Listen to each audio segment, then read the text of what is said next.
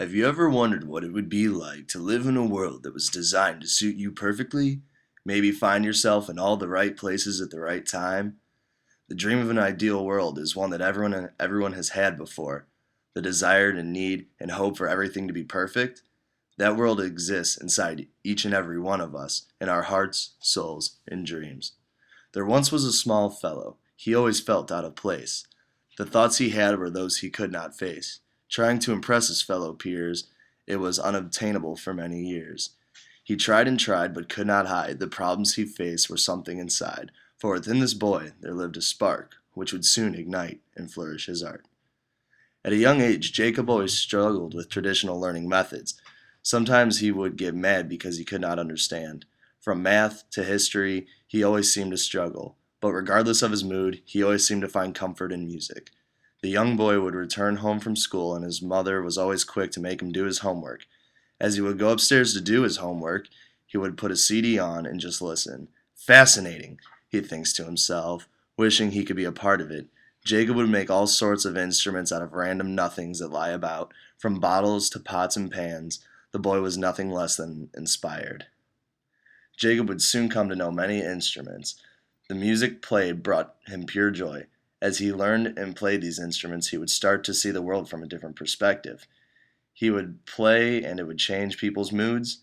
It was bringing everyone to common ground with each other. The music was powerful.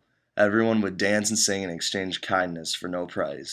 Jacob would soon grow up to be a young man. Confused on how to get his music to people when he wasn't around, he decides to record it. His friend, who was skilled in the art, invites him over to record. After they recorded, he shows Jacob how to blend his melodies using a computer and a big board covered in buttons, knobs, and faders. As the young man takes control and starts moving the faders, he notices something amazing. The trees, grass, telephone poles, everything was growing high as skyscrapers as he would slide the faders upward. Jacob, excited as can be, rushes to show his friends what he has created. But what does he find? He finds that the music recorded has the ability to cause pure happiness. This was discovered when the boombox was playing as a friend's arguing parents walk into the room. The boy's friend, embarrassed by the feud, soon notices the two starting to stop fighting and start laughing. Was it a miracle? One may consider it to be. Jacob would continue to give his music to everyone that he could. As funny as it may seem, he was more worried about spreading happiness than gaining profit. The music was free because he believed that happiness should be free. Finally, getting some praise for his accomplishments, Jacob was able to be happy and satisfied. Unlike most, Jacob was more concerned about others.